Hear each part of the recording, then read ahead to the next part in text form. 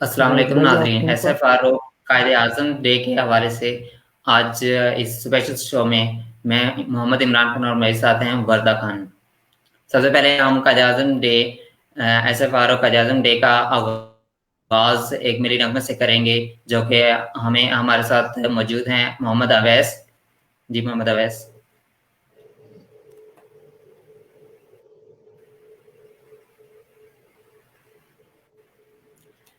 شاید net work کی وجہ سے وہ ہم جوائن نہیں کر پا رہے۔ جی محمد اویس۔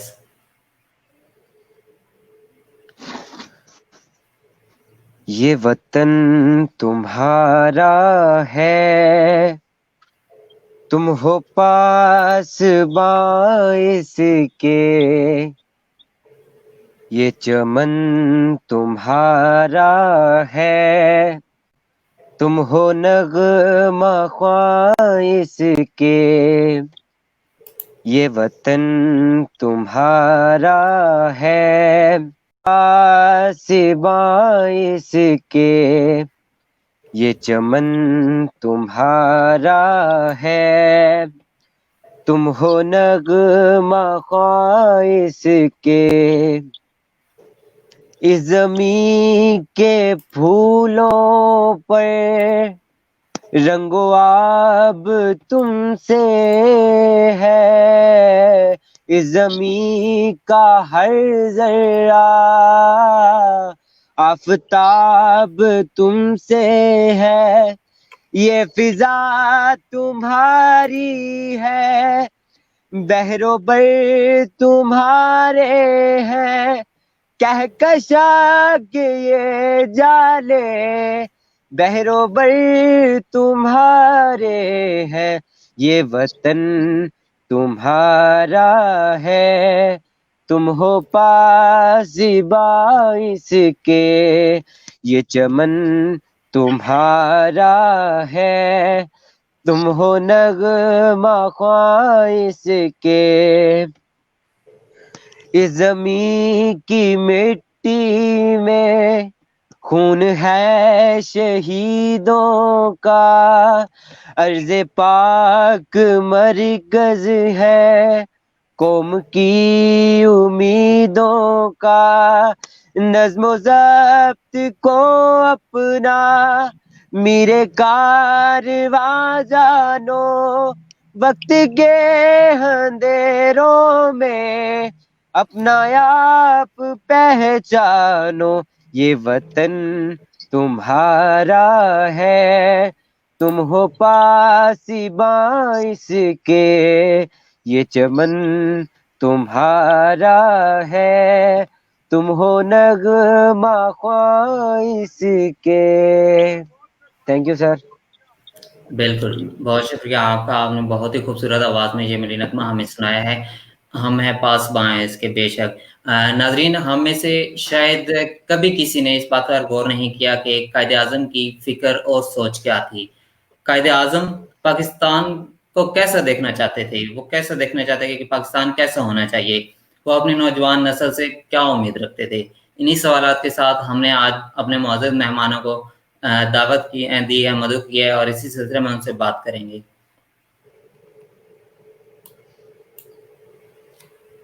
یقین محکم، عملے پہ ہم، محبت فتح عالم، جہاد زندگانی میں ہیں یہ مردوں کی شمشیریں۔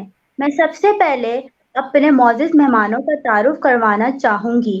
ہمارے ساتھ موجود ہیں جناب محترم شیر دل ملک صاحب، جو کسی تعارف کے محتاج نہیں، جو کہ سیاسیات، معاشیات کے علاوہ دیگر شعبہ ہائے زندگی پر عبور رکھتے ہیں۔ اس کے ساتھ F G inter college Mangla cantt کے پرنسپل بھی ہیں، اور ہمارے ساتھ موجود ہیں ایس ایف آر او کے فاؤنڈر چیئرمین سید زیگم عباس۔ جی بالکل، شیر دل ملک صاحب آپ کو ویلکم کرتے ہیں اپنے اس سیشن میں، اور اس کے ساتھ میں آپ کی طرف بڑھوں گا کہ آج کا پاکستان 1947 کے اس پاکستان سے کتنا مختلف ہے، جو اس سے کتنا ملتا جلتا ہے، جس کا خواب علامہ اقبال رحمۃ اللہ علیہ نے دیکھا اور تعبیر قائد اعظم رحمۃ اللہ علیہ نے کی؟ بڑی مہربانی آپ لوگوں نے اس موقع پہ بہت اچھا پروگرام یہ ترتیب دیا، اور ہمیں قائد اعظم اور علامہ محمد اقبال کا پیغام جو ہے وہ نوجوان نسل تک پہنچانا ضروری ہے۔ اور آپ کا کوشچن کہ 1947 کے اور موجودہ پاکستان میں فرق کیا ہے، اس کو ایک سیشن کے اندر یا ایک سوال سمجھ کے مختصر سے دورانیے میں تو مکمل نہیں کیا جا سکتا، البتہ میں کوشش کروں گا۔ قائد اعظم محمد علی جناح سے پہلے میں جاؤں گا سر سید احمد خان پہ، جو پاکستان کے حقیقی بانی ہیں، جنہوں نے دو قومی نظریہ کی بنیاد رکھی۔ 1867 تک 1867 تک سر سید احمد خان متحدہ ہندوستان کے قائل تھے۔ جب اردو ہندی کنٹروورسی شروع ہوئی اور سر سید احمد خان نے ہندوؤں کے ہاں دوسری قومیتوں کے خلاف، جن میں تمام لوگ شامل تھے، مسلمان شامل تھے، سکھ شامل تھے، کرسچن شامل تھے، بدھ مت شامل تھے، ان کے خلاف جب عصبیت دیکھی تو سر سید احمد خان کی سوچ میں تبدیلی آئی، اور سر سید احمد خان نے دو قومی نظریہ کی بنیاد رکھی۔ قومیت تو تھی، ان کو احساس دلانا تھا کہ آپ ایک قوم ہو۔ اسی طرح علامہ محمد اقبال بھی شروع میں متحدہ ہندوستان پہ نظمیں لکھتے رہے، وہ بھی متحدہ ہندوستان کے قائل تھے۔ اب وہ یہ کہ جب انہوں نے عصبیت دیکھی اور ہندو اکثریت کے استبداد اور جبر کو دیکھا کہ ہمارے ساتھ ہونا کیا ہے، تو ان کی سوچ میں بھی تبدیلی ہوئی۔ اسی طرح قائد اعظم محمد علی جناح بھی شروعات میں چونکہ کانگریس میں تھے، اور جب 1913 میں مسلم لیگ کو آپ نے جوائن کی تو دونوں کی رکنیت رکھی۔ اسی سر سید احمد خان کی طرح اور علامہ محمد اقبال کی طرح قائد اعظم محمد علی جناح کو بھی یہ واضح ہونا شروع ہو گیا کہ ہمیں ایک الگ وطن چاہیے۔ اب اس کے اندر جو ایک چیز میں ہائی لائٹ کرنا چاہوں گا، تحریک پاکستان دنیا کی منفرد تحریک ہے، ایسی آزادی کی تحریک کہیں بھی نہیں چلی۔ اس کے دو پہلو خاص کر کے یہ تھے کہ ایک تو برٹش سامراج، برطانوی سامراج سے آزادی حاصل کرنا تھی، اور ساتھ ہی ساتھ ہندو اکثریت کی استبدادیت سے بھی آزادی حاصل کرنا تھی۔ یہ ایک تحریک نہیں تھی، بظاہر اس کو ہم تحریک پاکستان کہتے ہیں، لیکن اس تحریک کے اندر دو تحریکیں اکٹھی چل رہی تھی۔ بہت اس کے لیے ویژن چاہیے تھا، قائد کے اندر انتہا کی کرشمہ چاہیے تھا، قائد کو عصبیت سے پاک ہونا چاہیے تھا، اور ایک بہت بڑی پرسنالٹی، ایک شخصیت کے روپ میں ہمیں قیادت چاہیے تھی۔ تو اللہ رب العزت نے قائد اعظم کی شکل میں، محمد علی جناح کی شکل میں ہمیں یہ قیادت فراہم کی۔ اب دوسرا اس کے اندر جو ایک خاص بات ہے وہ یہ ہے کہ اتنی بڑی تحریک، جیسے میں نے پہلے بتایا کہ ایک تو برطانوی سامراج کو چیلنج کرنا کہ ہمیں آپ سے آزادی چاہیے، اور دوسرا اپنے ساتھ ہی اسی خطے کے اندر رہتے ہوئے ایک جبر، اکثریت کے جبر کو، استبداد کو چیلنج کرنا کہ ہم نے آپ سے بھی آزادی حاصل کرنی ہے۔ اب قائد اعظم محمد علی جناح کی فراست تھی، آپ کا ویژن تھا، آپ کا ایک ٹیمپرامنٹ تھا۔ میں اس پہ آؤں گا بعد میں قیادت پہ بھی کہ آپ کی قیادت کیسی تھی، اس کی میں 2-3 مثالیں دوں گا۔ تو قائد اعظم محمد علی جناح نے پوری تحریک قانون اور آئین کے دائرے کے اندر، یعنی اس حکمران برطانیہ سے آزادی بھی چاہتے تھے لیکن اس نظام کے اندر اس قانون کا احترام بھی کرتے تھے، آئینی اور قانونی دائرے کے اندر رہتے ہوئے، جو کانسٹیٹیوشنل فریم ورک تھا اس کے اندر رہتے ہوئے یہ دنیا کے وہ عظیم قائد ہیں کہ اتنی طاقتور تحریک چلی لیکن آپ نہ ایک دن گرفتار ہوئے اور نہ ہی جیل گئے۔ یہ غلط کنسپٹ ہے کہ لیڈر بننے کے لیے جیل جانا ضروری ہے۔ یہ قائد اعظم محمد علی جناح نے ثابت کیا کہ اگر لیڈر کے اندر شعور ہو، اس کے اندر ویژن ہو، اس کے اندر اہلیت ہو، وہ قیادت کے اصولوں کو سمجھتا ہو تو وہ ایسی کوئی بات نہیں ہے، آئینی اور قانونی حدود کے اندر رہتے ہوئے اپنے مطالبے کی آپ نے ڈیمانڈ کی۔ ایک تو یہ میں تھوڑا سا اس کو، دوسری میں قائد کی قیادت کی 2-3 مثالیں دوں گا۔ جب پاکستان بنا تو قائد اعظم محمد علی جناح نے یہ کہا کہ جب گورنر جنرل تھے کہ میں پاکستان کے سینئر بیوروکریٹس، ملٹری اور سول، ان کو انٹرویو کروں گا۔ تو پہلا جو نمبر آیا وہ ایک میجر جنرل تھے نذیر ملک، کراچی کیپٹل تھا۔ جنرل صاحب نے 10 دن کی چھٹی لے لی، کلف والی یونیفارم ہوتی تھی، صبح شام اس یونیفارم میں اترنا جنرل صاحب نے، اور ایک قد آور آئینے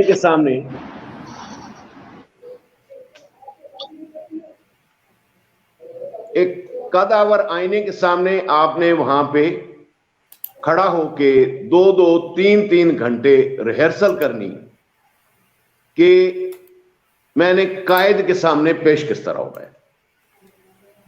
جس دن انہوں نے پیش ہونا تھا، گورنر جنرل ہاؤس جانا تھا۔ وردہ بیٹی جانتی ہیں گورا قبرستان اور گورنر ہاؤس میں کتنا فاصلہ ہے، تو وہاں سے وہ جنرل صاحب کھڑی جیپ میں گئے کہ کہیں یونیفارم میں سلوٹ نہ ہو۔ جب وہ وہاں گئے ان کو ملٹری سیکرٹری نے کہا کہ گرین بلب لگا ہوا ہے، یہ جب آن ہوگا تو آپ نے قائد کے آفس میں چلا جانا ہے، ٹائم ویسٹ نہیں کرنا۔ اب قائد کا دبدبہ تھا، سامنے قیادت تھی، ایک عظیم قیادت تھی۔ تو ہوا یہ کہ وہ جب جنرل صاحب گئے، بلب آن ہوا اور انہوں نے اندر جانے سے پہلے اپنی کیپ کو ٹھیک کیا، شرٹ کو ٹھیک کیا، بیلٹ کو ٹھیک کیا۔ 15-20 سیکنڈ کا یا 10 سیکنڈ کا اس میں فرق پڑ گیا۔ جب وہ اندر داخل ہوئے تو قائد اعظم کے سامنے دوسری فائل آ چکی تھی۔ اب قائد اعظم نے ٹائم ویسٹ نہیں کرنا تھا، جنرل صاحب کو 8-10 منٹ وہاں پہ انتظار کرنا پڑا، سامنے کھڑے ہو کے سلوٹ کیا۔ جب وہ قائد اعظم محمد علی جناح نے ڈسپوز آف کی فائل دیکھی، اوپر دیکھا تو پوچھا کون؟ انہوں نے کہا جنرل نذیر ملک۔ ملک کے وفادار رہو گے؟ جی سر، ٹھیک ہے آپ جا سکتے ہو۔ یہ تھی قیادت۔ اس جملے کو کے انٹرویو کے لیے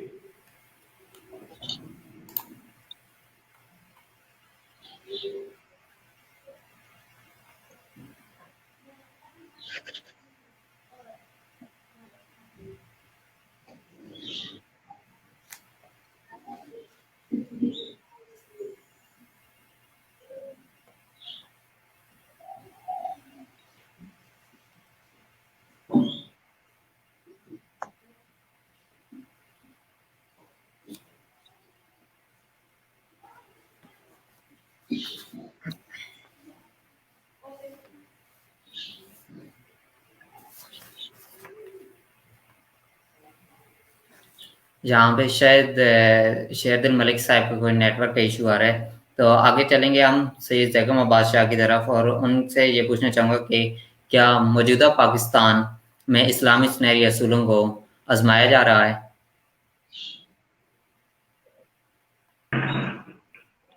بسم اللہ الرحمن الرحیم۔ عمران خان، جو آپ نے سوال کیا ہے، اگر جیسے ابھی سر بھی ذکر کر رہے تھے، قائد اعظم کی شخصیت کے کسی بھی پہلو پہ ہم تذکرہ کرنا شروع کر دیں تو وہ اس شو میں مکمل نہیں ہو سکتا، کیونکہ وقت کی قلت بھی ہے۔ تو اگر اس بات کو میں دیکھوں تو سنہری اصولوں کو اپنایا جا رہا ہے یا نہیں، تو اس کے لیے میں قائد اعظم کا یہ قول پڑھنا ضروری سمجھتا ہوں کہ قائد اعظم کہتے ہیں کہ مجھ سے اکثر پوچھا جاتا ہے کہ پاکستان کا طرز حکومت کیا ہوگا۔ تو قائد اعظم نے اس کو بڑی خوبصورتی سے بیان کیا، اور قائد اعظم کہتے ہیں میں کون ہوتا ہوں کہ پاکستان کا طرز حکومت کا فیصلہ کر سکوں۔ مسلمانوں کا طرز حکومت آج سے 1300 سال پہلے ہی طے پا چکا ہے۔ قرآن جو ہے وہ ہمارا رہنما ہے، یہ قائد اعظم کا قول ہے۔ اگر اس قول کی روشنی میں دیکھا جائے تو آج کے حکمران یا آج کے جو سیاستدان ہیں وہ کافی اس قول سے دور ہیں، کیونکہ جب قائد اعظم کی تقاریر کو سنیں یا ان کی شخصیت کا مطالعہ کریں تو ان میں خطبہ حجت الوداع والی جو نبی پاک صلی اللہ علیہ وسلم نے خطبہ حجت الوداع دیا تھا اس کی ایک جھلک نظر آتی تھی۔ کوئی اقلیت نہیں تھی، سب برابر ہیں۔ قائد اعظم کا یہ ہمارے لیے تعلیم تھی۔ لیکن آج آپ پاکستان میں دیکھیں تو کافی ایسے مسائل ہیں جو بیان اگر کرنا شروع کریں تو کافی طوالت کا سبب بن سکتے ہیں۔ تو آج کے پاکستان میں کافی کچھ مسائل ہیں۔ جی میں سر شیر دل ملک سے پوچھنا چاہوں گی کہ ہم قائد اعظم کے پاکستان کو، قائد اعظم کا پاکستان کس طرح بنا سکتے ہیں؟ جی میں اس طرف ہی آ رہا تھا۔ اب قائد اعظم محمد علی جناح، ہم نے جو میں بیٹے بات بتانا چاہ رہا تھا وہ یہ تھا کہ قائد اعظم محمد علی جناح آئینی دائرے کے اندر جیل کیوں نہیں گئے؟ یہ وہ قیادت تھی جو اپنی ذات کے لیے کوشاں نہیں تھی، اپنی بیماری کو آپ نے چھپائے رکھا، اور ہمیں پاکستان اس طرح لے دیا کہ ہم نے شاید وہ قربانیاں نہیں دیں جو قوموں کو آزادی کے لیے دینی پڑتی ہیں۔ جو ہم نے قربانیاں دی وہ آزادی کے وقت جو پاکستانی انڈیا سے مائگریٹ کر کے آئے، میں لفظ مہاجر استعمال نہیں کرتا، یہ پاکستان کے بڑے سنہرے لوگ ہیں، وہ اس وقت قربانیاں ہوئی، قتل و غارت گری ہوئی۔ ہمیں چونکہ بڑی آسانی سے پاکستان مل گیا اور پھر وقت نے مہلت نہ دی، اور قائد اعظم محمد علی جناح کا بہت جلد وصال بھی ہو گیا۔ قائد اعظم کس قسم کا پاکستان چاہتے تھے؟ قائد اعظم ایک خوشحال اسلامی جمہوری فلاحی ریاست چاہتے تھے۔ Quaid Azam role of law چاہتے تھے۔ قائد اعظم کی سٹرگل کی میں نے بات کی، جو قائد اعظم کی سٹرگل تھی وہ کیا چیز ہمیں بتلا رہی ہے کہ آپ آئینی اور قانونی حدود کے اندر رہیں۔ Quaid Azam role of law چاہتے تھے، قائد اعظم ایک فلاحی ریاست چاہتے تھے، قائد اعظم ایک جمہوری ریاست چاہتے تھے۔ اب بدقسمتی یہ ہوئی کہ قائد اعظم محمد علی جناح کے بعد ہم نے ادارے مضبوط نہ کیے، ہم نے خاص کر کے سیاسی اداروں کو برباد کر دیا، ہم نے عصبیتوں کو، چاہے وہ فرقہ وارانہ عصبیت ہے، چاہے وہ لسانی عصبیت ہے، چاہے وہ علاقائی عصبیت ہے، ہم عصبیتوں کو سامنے لے آئے اور ہم نے سیاسی اداروں کو، حتیٰ کہ سیاسی جماعتوں کو بجائے سیاسی جماعت کے رول کے ہم نے ان کو ایک پریشر گروپ، ایک انٹرسٹ گروپ، ایک مفاداتی گروہ کی شکل دے دی، جو کہ انتہائی خطرناک ثابت ہوئی۔ اور کاش ہم پاکستان قائد اعظم کی خواہشات کے مطابق چلاتے تو شاید ہمارا جاپان بھی مقابلہ نہ کر سکتا۔ آج بھی اگر ہم ٹھیک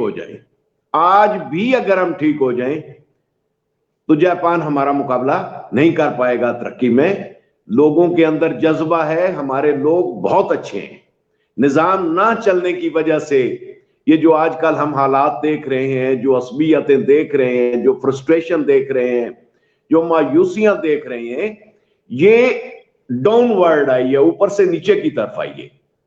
और जब भी किसी, देखे ना आप, एक छोटी सी मिसाल लें, कैसा पाकिस्तान, आपके पास मेहदी हसन था, आपके पास जोश मलिया आबादी था, आपके पास नुसरत फतेह अली खान था, आपके पास मैडम नूर जहां थी, आपके पास जहांगीर खान था, आपके पास रोशन खान था, आपके पास भोलू बिरादरान थे, आपके पास इस्लाउद्दीन था, आपके पास bird of Asia 1007 gold medal international athletics में सुबेदार अब्दुल खालिक था, आपके लियारी की फुटबॉल किधर गई?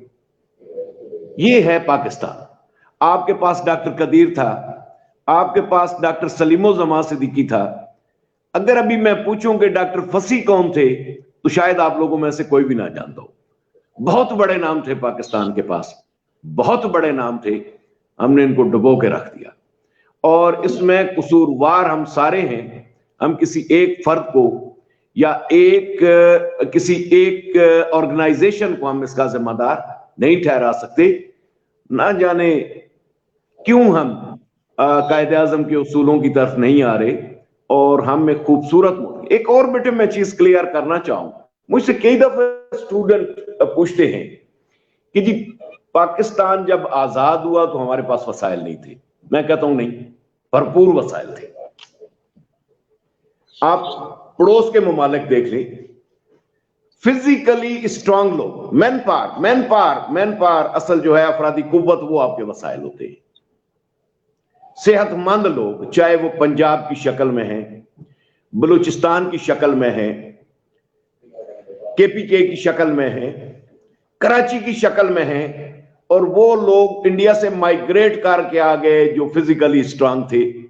और पाकिस्तान मजबूत लोगों का एक खित्ता था, भरपूर वसाइल से माला माल, लेकिन हम उनसे सही तरह से फायदा ना उठा सके। जी बेटे। जी अरसलान, आप क्या क्वेश्चन करना चाहेंगे?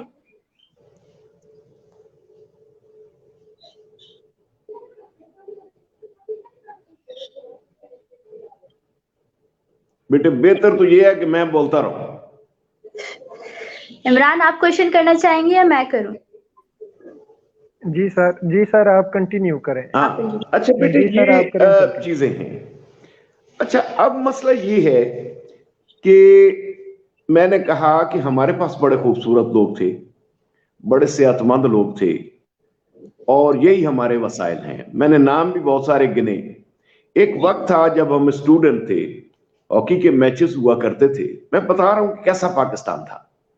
तो टेलीविजन घरों में नहीं होते थे। सुबह उठते थे तो ये नहीं पूछते थे कि कौन जीता, ये पूछते थे कि पाकिस्तान कितने गोल से जीता। ये कंफर्म होता था कि जीतना पाकिस्तान ने ही है। क्रिकेट के अंदर हम वर्ल्ड चैंपियन रहे, हमने 2 नोबेल प्राइज भी लिए। तो हमारे यहां असल में ये है कि जो आप लोगों की ये कोशिश है, मैं इसकी तरफ आऊंगा। थोड़ा वो जो कायदे आजम के पाकिस्तान में सियासी भी है मामलात, मुआशी भी है। आप जो गवर्नमेंट की लाइब्रेरी है, फेडरल गवर्नमेंट की इस्लामाबाद, उसको अगर विजिट करें तो कायदे आजम ने शोबा तालीम पे इतना काम किया है जो हम सामने नहीं ला सके, कि शायद मौलाना अबुल कलाम आजाद का इतना काम ना हो। कायदे आजम ने हर शोबा जिंदगी के लिए काम किया, उनकी ख्वाहिशात थी, उनका एक प्रोग्राम था, उनको अल्लाह ताला ने मौका ना दिया, हमें इम्तिहान में हम डाल गए। और हमने फिर बाद में असबियतों की बुनियाद पर बोनी की आदत हम सामने ले आए। हमें इन चीजों से निकलना है। एक और चीज जो मैं आप लोगों को एक चीज समझाना चाहूंगा कि आप लोगों ने एक अच्छा प्रोग्राम शुरू किया है। बेटे, मैं जब छोटा सा था, कराची रेलवे स्कूल, फिर डीजे, फिर एसएम, फिर कराची यूनिवर्सिटी, तो हमारे से कोई पूछता था जब हम छोटे होते थे कि जी बड़े होकर क्या बनेंगे, तो हम कहते थे कि जी हम पायलट बनेंगे, कोई कहता था आर्मी ऑफिसर बनूंगा। यूं जो शऊर आता था तो कहते थे जी हम CSS करेंगे, DMG में जाएंगे, पाकिस्तान एडमिनिस्ट्रेटिव सर्विसेज आजकल कहा जाता है, या PSP बनेंगे, पुलिस सर्विस ऑफ पाकिस्तान में जाएंगे। यानी हर बच्चा क्या चाहता था कि मैं थानेदार बनना। अब उस बच्चे का कसूर नहीं था, उस बच्चे को घर मां बाप की तरफ से और असातिज़ा इकराम की तरफ से उसकी ओरिएंटेशन ही गलत हो जाती थी। जो मैं एक अलमिया आप लोगों के सामने रखना चाह रहा हूं, कोई बच्चा, मैंने बतौर टीचर, अब मेरी 28 साल सर्विस है, बतौर प्रिंसिपल बच्चों को इंटरव्यू करता रहता हूं, मैंने आज तक किसी बच्चे से यह नहीं सुना कि वो ये कहे कि जी मैंने रिसर्च में जाना है, मैं हायर एजुकेशन की तरफ जाऊंगा, मैं फिजिक्स के किसी शोबे में रिसर्च करूंगा, मैं केमिस्ट्री की फील्ड में जाऊंगा, मैं मैथमेटिक्स की किसी फील्ड में जाऊंगा, या मैं सोशल साइंसेस में, एजुकेशन में, इकोनॉमिक्स है, पॉलिटिकल साइंस है, दूसरे और सब्जेक्ट हैं, या लिटरेचर है, कि इनमें मैं कोई रिसर्च करूंगा और मैं सोशल साइंसेस का या तबई उलूम का साइंटिस्ट बनूंगा। ये आज तक मेरे तजुर्बे में नहीं आया है, ना ही हम। अब करना में क्या है, हमें इस टैलेंट को उभारना है। मैं एक इस चीज पे कंसंट्रेट कर रहा हूं, हमें इस चीज को उभारना है, हमें बच्चों को मोटिवेट करना है कि वो रिसर्च की तरफ आए, वो सोशल साइंसेज हो या नेचुरल साइंसेज हो। जब तक रिसर्च ओरिएंटेड एजुकेशन नहीं होगी हम आगे नहीं बढ़ सकते। अब मसला यह है कि हायर एजुकेशन महंगी है, एक रिसर्च के अच्छे साइंटिस्ट आपको मिलेंगे मिडिल क्लास से या लोअर मिडिल क्लास से। अब वो टैलेंट जाया हो रहा है, वडेरों ने, जागीरदारों ने तो बेटों को थानेदार बनाना है, वो एग्जीक्यूटिव साइड पे लेकर जाएंगे, वो इस तरफ लाएंगे नहीं। ये काम मिडिल क्लास ने करना है। हमें पाकिस्तान को इंडस्ट्री में, हेल्थ में, एजुकेशन में, तमाम फील्ड्स के अंदर आगे लेके जाना है। उन बच्चों को मैं कभी सोचता हूं कि बड़ा हमारे पास टैलेंट है, बोर्ड पोजीशन होल्डर भी हमारे FG कॉलेज मंगला से बच्चे निकले,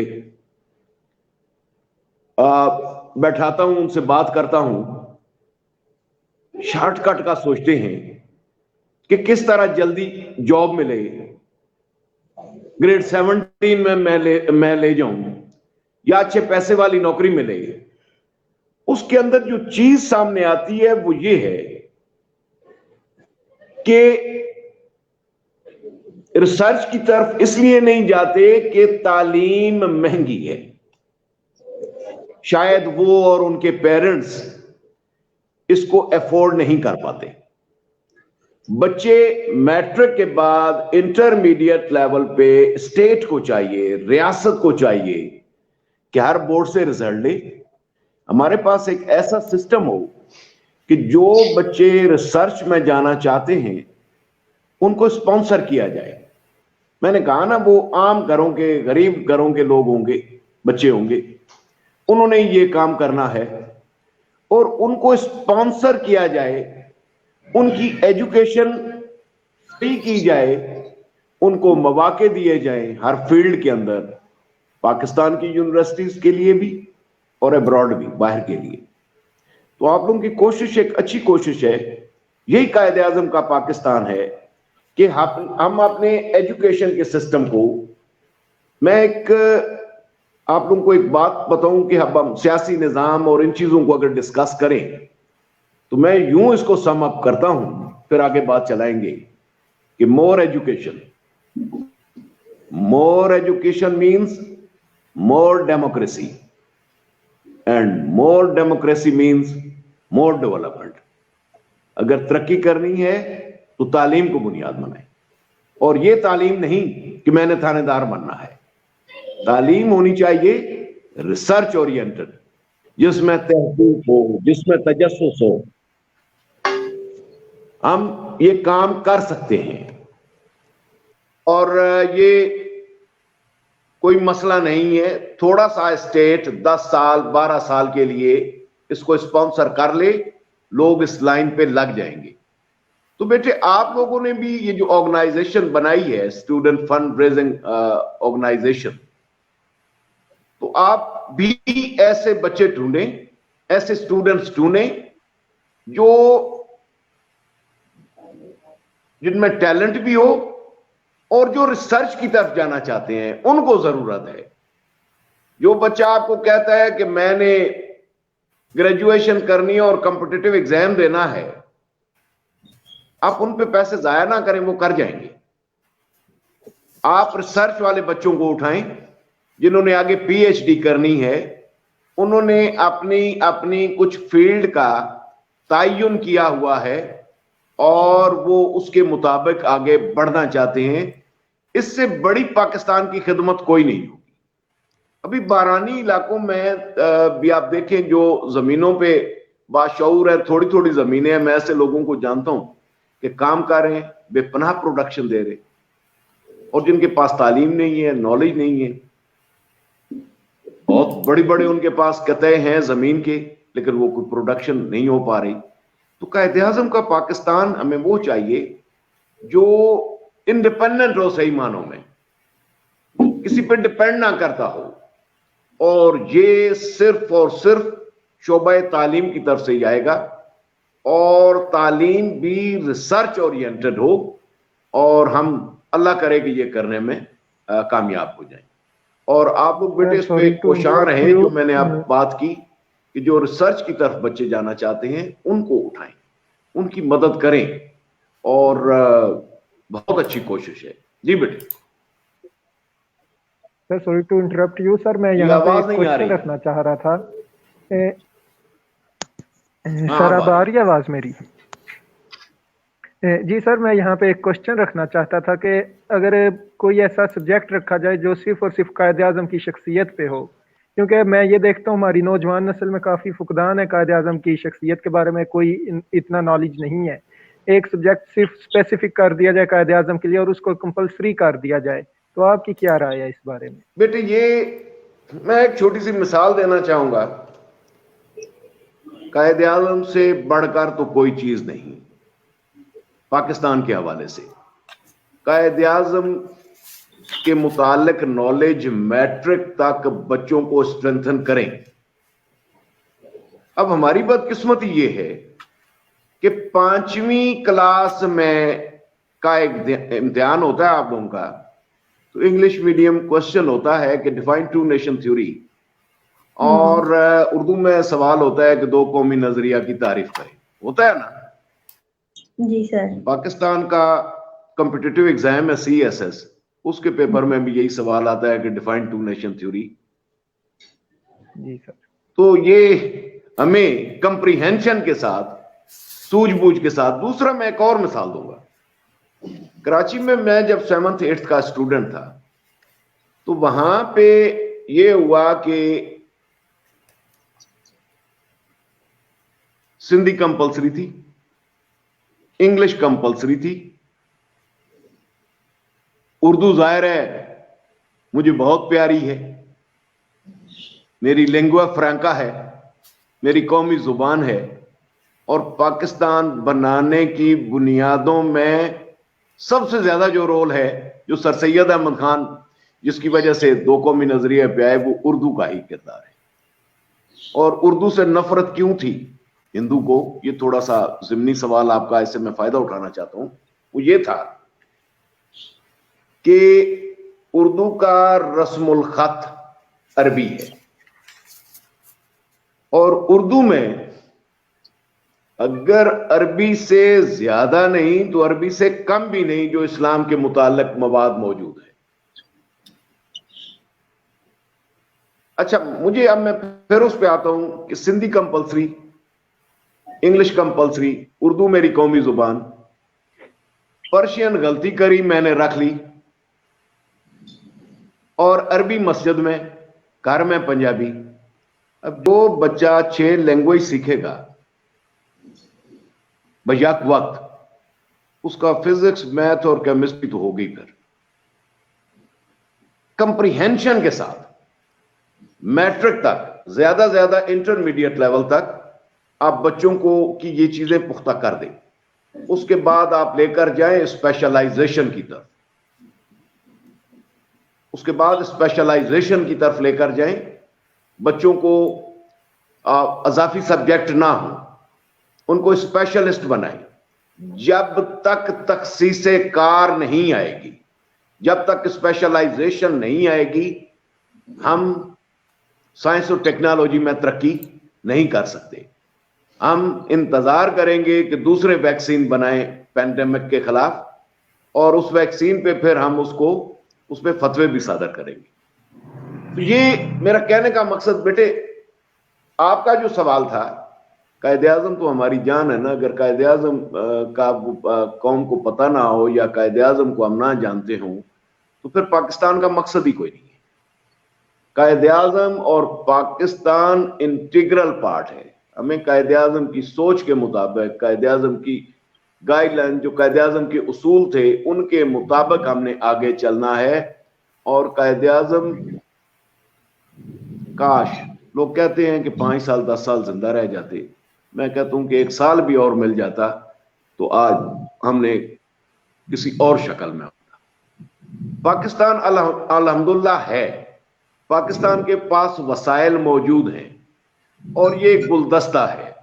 ایک چیز میں اور ایک خاص پیغام یہاں پہ دینا چاہوں گا کہ دیکھیں، پاکستان بن گیا اور ہم نے اس کی قدر نہ کی. ہمیں بڑی آسانی سے قائد اعظم محمد علی جناح نے پاکستان لے کر دیا، انتہائی آسانی سے، ہمیں مار نہیں پڑی. اور ایک اور مزے کی بات، قائد اعظم کی آپ قیادت دیکھیں، قائد اعظم نے کبھی نہیں کہا کہ آپ سرکاری نوکریاں چھوڑ دیں. جو اس وقت لوگ برٹش گورنمنٹ کے ملازمین تھے، قائد اعظم نے ان کو بھی گلے لگایا اور لوگوں کو بچایا، احتجاج سے بچایا، لوگوں کو عصبیتوں سے بچایا، لوگوں کو مایوسی سے بچایا، اپنی جان کی قربانی دی. تو قائد اعظم کا بیٹے، اگر ہم نئی نسل کو صحیح طرح سے، میں یہ کہہ رہا ہوں کہ کلاس 1 سے لے کر میٹرک تک، سیکنڈری لیول تک تھوڑا ٹائم نہیں ہوتا، اور یہی وہ ٹائم ہے کہ ہم نے ایک بچے کی پرسنالٹی کے اندر جو چیزیں ڈالنی ہیں وہ ان بلٹ ہو جانی ہیں. انٹرمیڈیٹ کے بعد میں یہ بار بار اس لیے بات کر رہا ہوں کہ آپ لوگوں نے ایک اچھی آرگنائزیشن بنائی ہے. آپ لوگ ریسرچ اورینٹڈ بچے ڈھونڈیں، جنہوں نے ریسرچ کی طرف جانا ہے. ان کی جتنی مدد ہو سکتی ہے وہ کرے، اور بھرپور طریقے سے. جی بالکل سر، میرے خیال میں میری بات کلیئر ہو گئی ہوگی. جی بالکل سر. جی سر، جی بالکل. قائد اعظم محمد علی جناح کے ویژن کے مطابق ہم نے اس ملک کو ترقی بھی دینا ہے اور ایک دنیا کے اندر رول ماڈل بھی بنانا ہے. دیکھیں نا، تھوڑی سی آپ لوگوں نے ریسرچ والے بندوں پہ محنت کی، انہوں نے بڑے مختصر عرصے میں، محدود وسائل میں، آپ کو دنیا کے چند ایک ممالک کے اندر شامل کر دیا، آپ کو نیوکلیئر پاور بنا دیا. تو کیا ایسے لوگوں کو ہم اور فیلڈز کے اندر، مسئلہ یہ ہے کہ جو ریسرچ کی طرف لوگ جانا چاہتے ہیں ان کو آپ ہیرو بنائیں، ان کو آپ عزت دیں معاشرے کے اندر، ان کی ریکگنیشن اگر میرے پاس میں ہو تو سب سے برتر میں انہی کو گنوں، ان کو میں اس قوم کا انہی کو ہیرو بناؤں. یہ لوگ جب آپ کے ہیرو بنیں گے تو اٹریکشن ہوگی. نوجوان نسل کو اٹریکٹ کرنا ہے، ہم نے اس طرف لانا ہے. جی بیٹے. جی بالکل سر. یہاں پہ ہمارے پاس کمنٹس باکس میں محسن رضا کے 2 کوسچن آئے ہیں. ایک تو انہوں نے یہ سوال پہلے کیا ہے کہ جس طرح 1947 میں 1947 میں जिन्ना साहब हमारे लीडर थे, रहनुमा थे, उन्होंने पाकिस्तान को आज़ाद करवाया। अब हमारे पास कोई ऐसे रहनुमा मौजूद नहीं, नौजवानों को कैसे रहनुमा की ज़रूरत है? बेटे और दूसरा बेटे क्वेश्चन का यही है कि सर पाकिस्तान किस वक्त जिन्ना का पाकिस्तान बनेगा? बेटे बेटे यार ये फिर गड़बड़ हो गई है। बेटे आवाज आ रही है? जी जी सर, हम आपको सुना रहे हैं। मैं एक छोटी सी मिसाल देना चाहूंगा। लीडरशिप, आप घर में रह रहे हो, बहन भाई मां बाप, एक घर का अगर निजाम डिस्टर्ब किया जाए बार बार, बेटा जो घर के उसूल है उनको तोड़े। उसूल है कि 10 बजे घर आ जाना है, 2 बजे तक उसका पता ही ना हो। अम्मी ने सुबह नाश्ता तैयार करना है, पता चले कि उन्होंने तैयार ही नहीं किया। अब्बू छुट्टियां ज्यादा करते हो, अपने जॉब का बेड़ा घर करते हो, तो वो निजाम और वो घर ना चलना है, ना वहां पे खुशहाली आनी है। दुनिया के अंदर जिन ममालिक ने भी तरक्की की है, आप पूरे यूरोप को ले लें, आप अमेरिकन कॉन्टिनेंट को, अमेरिका को ले लें, यूएसए को ले लें, वहां से कनाडा को ले लें, ये वो ममालिक है कि जिन्होंने सियासी निजाम को आइन के मुताबिक चलाया और सियासी निजाम को अपना टेन्योर पूरा करने दिया। उनका जो दौरानिया है वो पूरा किया। ये पक्का कौम ने फैसला कर लिया कि हमने सियासी निजाम को चलाना है। जब हम बार बार निजाम को डिस्टर्ब करेंगे और निजाम पे हम यकीन नहीं रखेंगे, मैं एक छोटी सी और मिसाल देता हूं। कॉलेज है हमारा, एडमिशन होता है, मेरे बड़े दोस्त नाराज हैं कि मेरिट के बगैर एडमिशन नहीं होता। तो यार खुदा के बंदो, आप निजाम पे एतमाद रखो। उस सिस्टम में आप नहीं आ पा रहे मेरिट पे, तो कहीं और सही। तो हम जब तक निजाम को मुस्तहकम नहीं करेंगे, हम तरक्की नहीं कर सकते। और वो ही निजाम ही आपको सुकून भी देगा, उसी से तस्कीन होगी। पाकिस्तान अल्हम्दुलिल्लाह बेहतरी की तरफ है। ये जो मुफादाती गिरोह होते हैं, उनकी तरफ से ये होता है कि जी ये हो गया, हम खतरे में हैं, कोई ऐसी बात नहीं है। अल्हम्दुलिल्लाह वी आर गोइंग वेल। हमारे स्टूडेंट्स में इंतहा का पोटेंशियल है।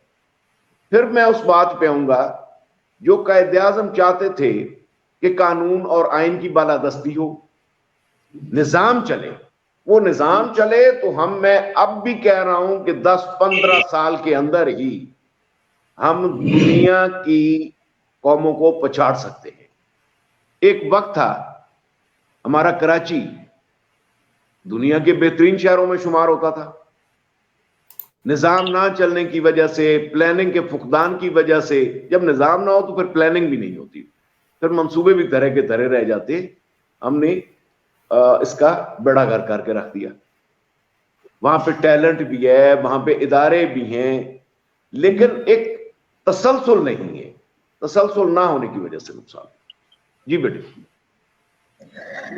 सर मैं चाहूंगी क्या आप इस बात पर रोशनी डालिए कि जब आप तहरीके पाकिस्तान का मुताला करते हैं और तकसीमे पाको हिंद, और जब पाकिस्तान वजूद में आया तो बहुत से महाजिरीन लूटे पूटे पाकिस्तान आए, इस मंजर को आप किस तरह से देखते हैं? बेटे मैं पहले भी बात की कि मैं मुहाजिर लफ्ज का कायल नहीं हूं जी। हालांकि मुहाजिर होना सुन्नत नबी सल्लल्लाहु अलैहि वसल्लम है, लेकिन ना जाने क्यों मैंने पाकिस्तान के, अगर मेरे से, मैं आई एम फ्रॉम चकवाल, सुबह मेरा पंजाब है, मेरा स्टूडेंट लाइफ कराची की है, मेरे से अब भी कोई पूछता है तो कि जी पाकिस्तान के सबसे अच्छे लोग, तो मैं कहता हूं जी सारे के सारे अच्छे लोग। लेकिन अगर कोई बार बार पूछे तो मैं पाकिस्तान के सुनहरे लोग गिनता हूं कराची की उर्दू स्पीकिंग कम्युनिटी को, those who migrated from Indian part. शुरू में इन्होंने पाकिस्तान को साइंटिस्ट दिए, एडमिनिस्ट्रेशन दी। मैं आपको एक छोटी सी मिसाल देता हूं, बड़ी खूबसूरत मिसाल। जमीलुद्दीन आली साहब का आपने नाम सुना होगा। जब पाकिस्तान बना तो ये असिस्टेंट थे। ये बताते हैं कि बबोल के कांटे, जिसको पंजाबी में और उर्दू में किकर भी कहते हैं, इसके कांटे पेपर पेन की जगह ऑफिस में इस्तेमाल होते थे। ये एक से ऑलमोस्ट आज का 1 किलो, ये ठट्ठा में 1 रुपए का था, और मलीर में, कराची के नजदीक मलीर में 1 रुपए 25 पैसे, उस वक्त 1 रुपए 4 आने का था, इन 1.25 रुपए का। तो ये कहते हैं कि चूंकि इतने फंड्स नहीं थे, तो हम दोस्त छुट्टी वाले दिन सुबह सवेरे साइकिलें निकालते थे और हम ठट्ठा जाया करते थे। ठट्ठा जाके वहां से हम 25 पैसे बचाने के लिए वहां से वो बबोल के कांटे लेकर आते थे। पहली तो मैं, वो जो आपने मुहाजिर का पूछा है, ये वो लोग हैं। अब आता हूं मैं उस पे। तहरीके पाकिस्तान का ज्यादा जोर अकलियाती सूबों में था। सब कॉन्टिनेंट के, बड़े सगीर पाको हिंद के जो अकलियाती सूबे थे, जहां पे मुसलमान अकलियत में थे, वहां पे जोर ज्यादा था। उसकी एक वजह थी कि पंजाब, KPK, सिंध, बलूचिस्तान, ये मुस्लिम डोमिनेटेड प्रोविंसेस थे। तो यहां मुसलमानों को हिंदू अक्सरियत के जबर का उस तरह तजुर्बा नहीं था जिस तरह अकलियाती सूबों के लोगों को था, जिस तरह अलीगढ़ के लोगों को था, जिस तरह पूरे यूपी के लोगों को था, और इंडिया के दूसरे प्रोविंसेस को। तो वहां पे स्ट्रगल पाकिस्तान के लिए ज्यादा मजबूत थी। तो जब पाकिस्तान बना तो उन मुसलमानों ने वहां से माइग्रेट किया उस ड्रीम लैंड की तरफ, जो उनका ख्वाब था, जो उनके लिए पाक पाक पाक पाक सरजमीन थी, जो प्योर लैंड था उनके लिए। They migrated for. तो वो अपने उस वतन के लिए वहां से चले।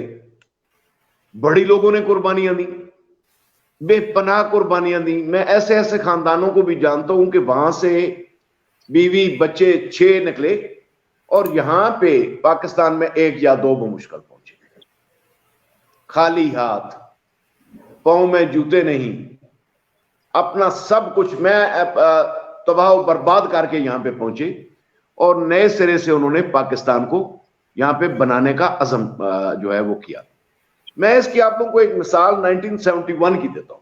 मेरे एक दोस्त हैं, आजकल अमेरिका में जर्नलिस्ट हैं।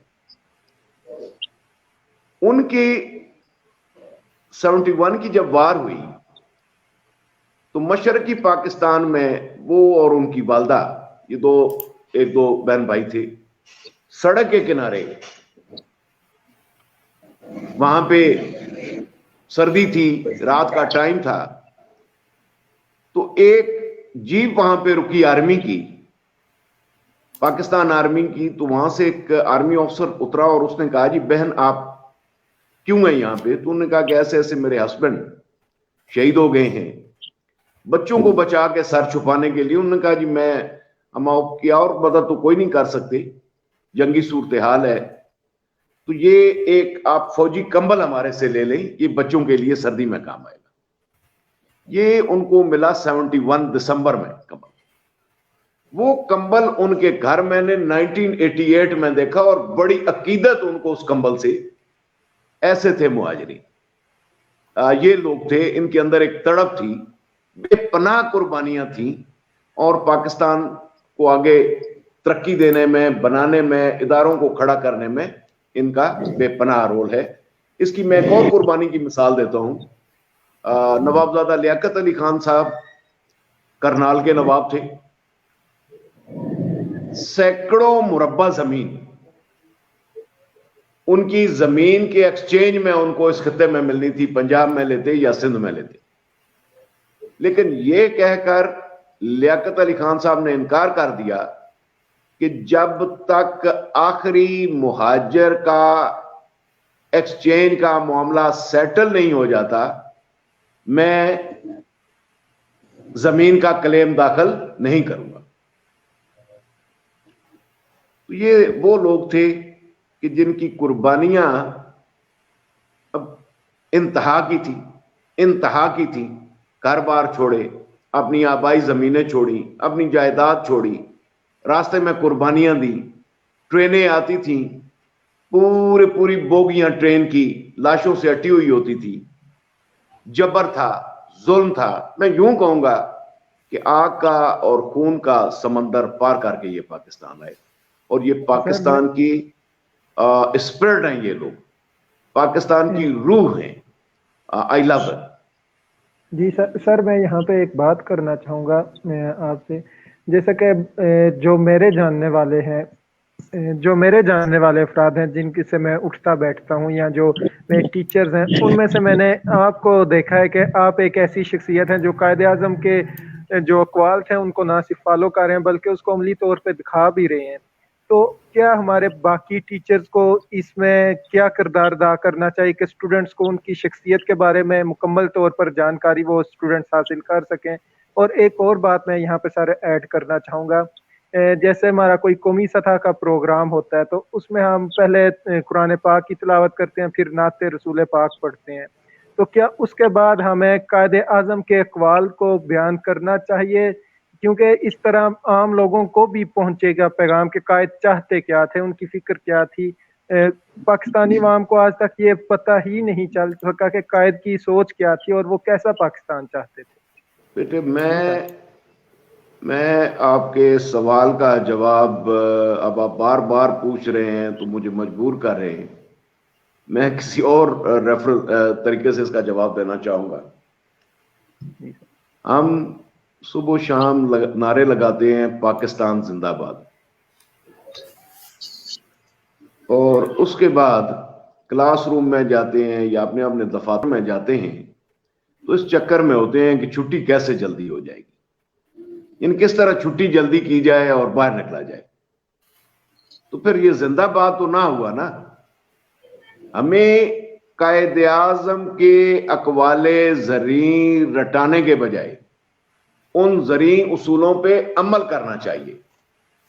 मैं एक और मिसाल आपको कायदे आज़म की दूंगा। ये मिसालें देनी चाहिए और इस पे अमली मुजाहरा करना चाहिए, टीचर्स को भी, वालिदैन को भी, हमारे कायदीन को भी। कायदे आज़म मोहम्मद अली जिन्ना के एडीसी थे जनरल गुल हसन, ये उस वक्त मेजर थे। जनरल गुल हसन बताते हैं कि हम कराची जा रहे थे, मैं और कायदे आज़म थे एक गाड़ी में, तो रास्ते पे फाटक बंद थी रेलवे की। ये गालवन मलीर वाली फाटक थी। तो वो कहते हैं कि ट्रेन को अभी टाइम था, उस वक्त चूंकि कम्युनिकेशन सिस्टम इस तरह नहीं था जिस तरह आज है, तो 15-15 मिनट 10-10 मिनट पहले फाटक बंद कर दिया जाता था। तो कहते हैं मैंने कायदे आज़म से इजाजत चाहिए कि गवर्नर जनरल हैं आप, तो मैं उतर के फाटक खुलवा दूं। तो कायदे आज़म ने सख्ती से मना कर दिया। उन्होंने कहा कि नहीं, जो कानून के मुताबिक है अपने टाइम पे फाटक खुलेगा। हमें कायदे आज़म के अक़वाल रटाने के बजाय उन पे खुद अमल करना चाहिए और उनको फॉलो करना चाहिए, और घर के अंदर भी और इदारों के अंदर भी लोगों को ये तरगीब देनी चाहिए कि जिस तरह कायदे आज़म की जिंदगी थी, जो पाकिस्तान के लिए वो चाहते थे, जिस तरह कानून और आइन की बालादस्ती चाहते थे, जिस तरह वो अपने फराइज से गफलत नहीं बरतते थे, जिस तरह अपने जाती मुफादात को, हत्ता कि अपनी सेहत को पसे पुष्ट डाल के कौमी और इज्तिमाई मुफाद को उन्होंने सामने रखा, वो हमें अमली तौर पे करना है। जब तक ये अमली तौर पे नहीं करेंगे तो हम शायद आगे ना बढ़ सकें और हम तरक्की ना कर सकें। कायदे आज़म के अगर उसूलों पे हम अमल करें तो मैं फिर कह रहा हूं कि अगले 10-15 साल में आप इतना खूबसूरत पाकिस्तान है कि शायद हमारी सोच से भी बाहर। और ये हमने शुरुआत में साबित किया है। जिस तरह शुरुआत में तरक्की हुई है, एक वक्त ये भी था कि पाकिस्तान की सनती और उस वक्त वो थोड़ी थी, सनती और ज़रई प्रोडक्शन जो पैदावार है वो 100% इंक्रीज हुई। तो अगर 2-3 100% और लग जाते, डबल हो जाती, तो शायद हमें आज हमारे लोगों को अमेरिका के और यूरोप के वीज़ों की जरूरत ना हो। हमें कायदे आज़म के उसूलों पे अमली तौर पे काम करना है, उस पे अमल करना है। अकवाले ज़रीन बताएं लेकिन उन पे अमली काम करें। ये नहीं कि मौलवी साहब का वाज हम सुन के बाहर निकलते हैं लेकिन अमल कोई नहीं करते। अमल करना जरूरी है। कम से कम जो कवानीन हैं, जो रियासती उसूल हैं, जो हमारे जैसे भी कानून हैं, जब आप उस निज़ाम के अंदर हैं तो उस कानून को तोड़ना नहीं है, उस पर अमल करना है। और दूसरी चीज मेहनत करनी है। स्टूडेंट्स हैं, टीचर्स हैं, या जिस शोबा जिंदगी से लोग हैं, अगर वो ये तहैया कर लें कि हमने चले और कुछ नहीं करना, जो हमारा ड्यूटी का दौरानिया है उसको हमने नेक नियती और खुश उसलूबी से पूरा करना है। जो हमारे फराइज हैं हमने पूरे करने हैं, तो शायद यहाँ लॉ एंड ऑर्डर की सिचुएशन भी मिसाली हो जाए, शायद हमारी तरक्की भी मिसाली हो जाए, शायद हमारे मसाइल 100%, 50 या 90 नहीं 100% खत्म हो जाए और हम एक उभरता हुआ मुल्क बन जाएं। और इसके लिए जरूरी यही है कि हम अपने जो फराइज हैं, जो पाकिस्तान के हवाले से फराइज हैं, कायदे आज़म वो चाहते थे कि वो अपनी नेक नियती और दिल जमाई के साथ और मेहनत के साथ पूरा करें। उससे डिसिप्लिन भी आएगा, यूनिटी भी आएगी और आपका फेथ भी उसके अंदर शामिल होगा। ये 3 चीजें उस वक्त बनेंगी, एक बुनियादी यही उसूल ले लें, यूनिटी, फेथ एंड डिसिप्लिन, कि आप अपने फराइज नेक नियती के साथ और मेहनत के साथ। अभी स्टूडेंट्स हैं, उनका फर्ज क्या है? माँ बाप की तरफ से भी, मुआशरे की तरफ से भी, रियासत की तरफ से भी और मुआशरे मजहब की तरफ से भी, कि आपका एक फर्ज है नेक नियती से मेहनत करना और आगे बढ़ना, अपने आप को बढ़ाना, मुल्क को बढ़ाना। एक बेटे मैं और चीज यहां पे वादा करना चाहता हूं। आपके बहुत सारे ये जो सवालात हैं आपको एक जवाब मिल जाएगा। ये गंद क्यों फैलते हैं, करप्शन क्यों आती है? आवाज आ रही है मेरी? जी जी सर। ये होता ये है कि एक है तश्कीले मुफादात, एक है इज्तिमाई मुफादात। तश्कीले मुफादात होता है कि अभी मैं और आप बैठे हैं, हमारे कुछ मुफादात हैं जिनको हम मुतालबात कहते हैं कि अच्छी तालीम हो, हमें हेल्थ फैसिलिटीज मिलें, हमें जॉब सिक्योरिटी हो, हमें अच्छी ट्रांसपोर्टेशन और रोड कम्युनिकेशन मिले, हमें हमारी जिंदगियों को तहफ़्फ़ुज़ हो, हमें सिक्योरिटी मिले।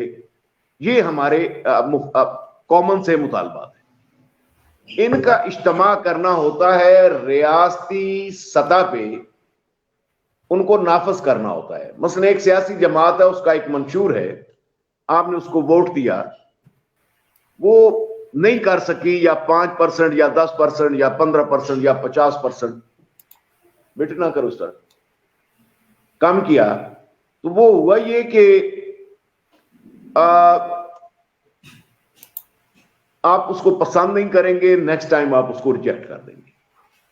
अब हमारे यहां होता ये रहा है कि तश्कीले मुफादात कोई कुदरती अमर है, हर बंदे के मुतालबात, उसके मुफादात, वो रोज बरोज उन्होंने अपनी जो है वो एक नई शक्ल लेनी है।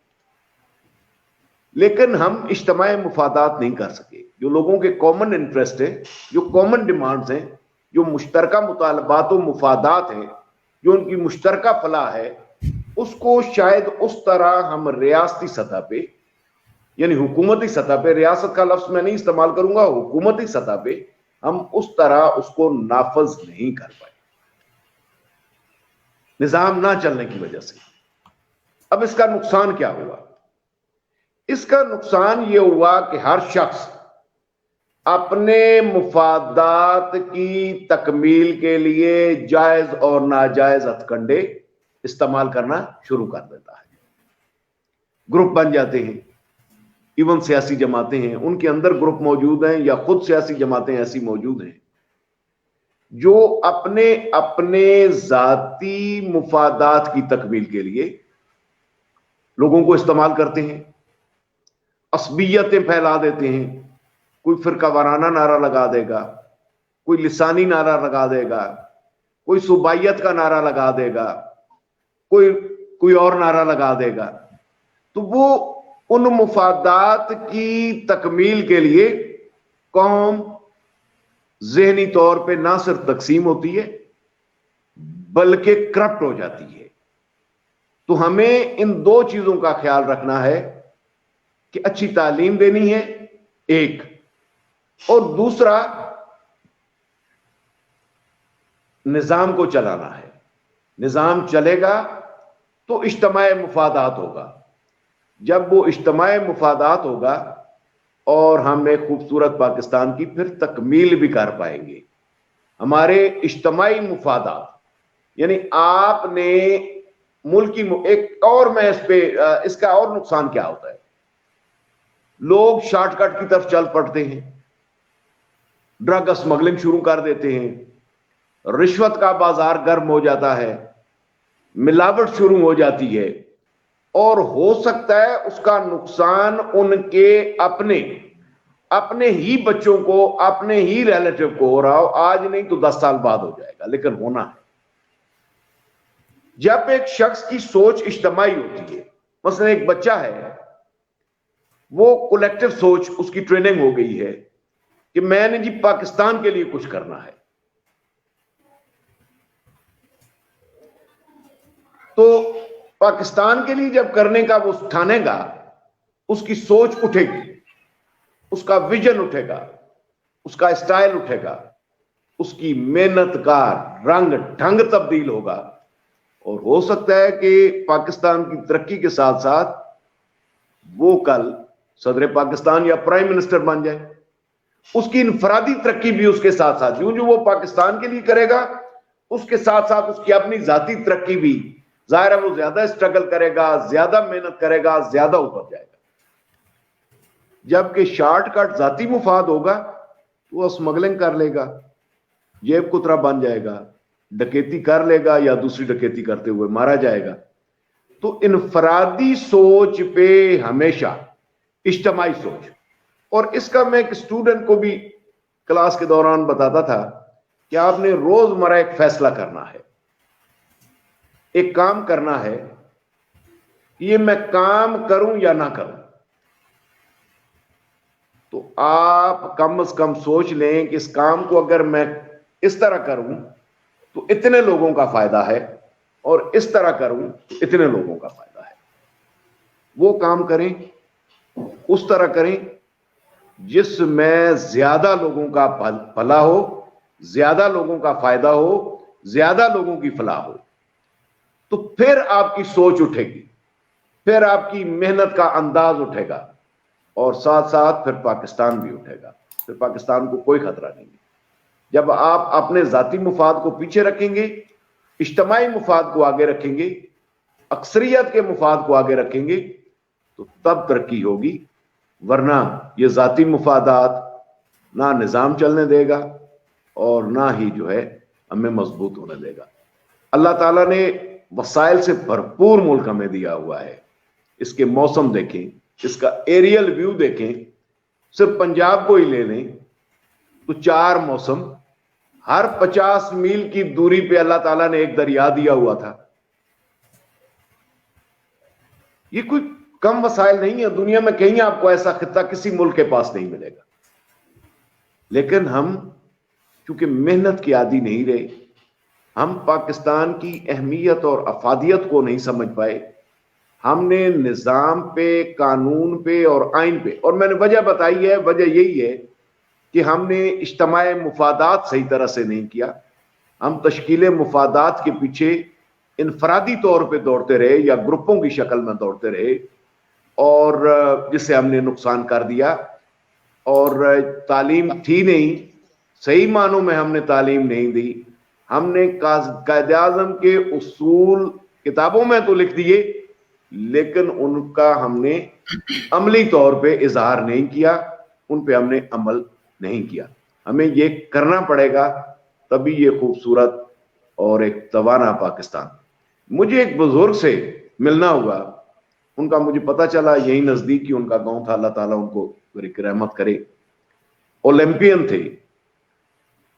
तो मैं उनके पास चला गया, उनके नाम पे यहाँ पे एक छोटी सी सड़क भी बनवाई, शायद जैगम का इधर आना जाना हुआ हो, सूबेदार अयूब रोड, ये नीचे चेक पोस्ट के पास से जा रहा है। जी जी सर। उनसे मैंने पूछा, एशिया के वो मेडलिस्ट थे, ओलंपियन थे, वो कहने लगे कि एशिया के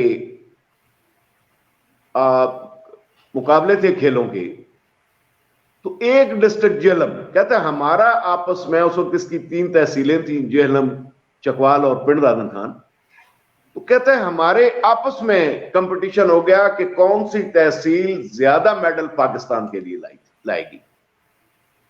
तो 3 तहसील जेहलम के मेडल, 3 तहसील चकवाल के और 2 पिंड दादन खान के। तो एक डिस्ट्रिक्ट एशियन गेम्स के अंदर 8 मेडल ला रहा है। अब हम पूरा पाकिस्तान भी मिलकर 8 मेडल नहीं निकाल पा रहे। और 6ठी 7वीं में हम पढ़ते थे, हमारे आमने सामने 2 स्कूल हुआ करते थे, नेवी और रेलवे स्कूल। वहां हमारे अगली पिछली क्लासों से अच्छे टीचर्स थे, कंपटीशन होते थे।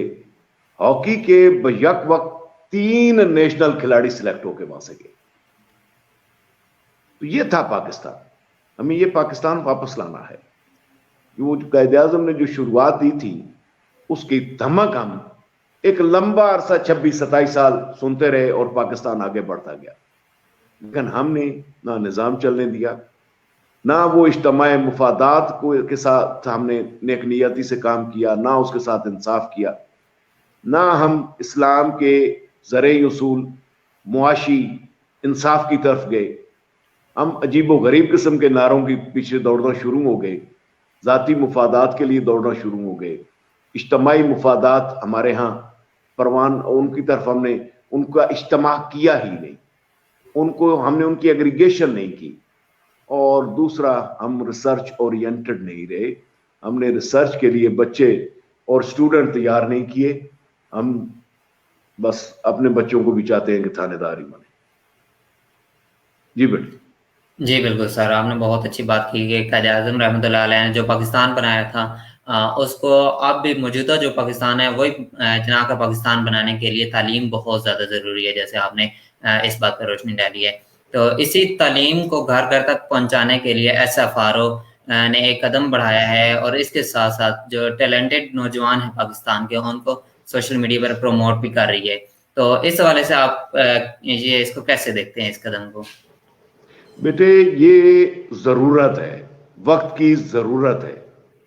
मैं ये तो इसका क्वेश्चन का नहीं अंदाजा था कि आपकी तरफ से आएगा। मैंने शुरू में ही एक बात कर दी कि टैलेंट जो रिसर्च की तरफ आना है, टैलेंट्स तमाम तबकात के अंदर मौजूद है।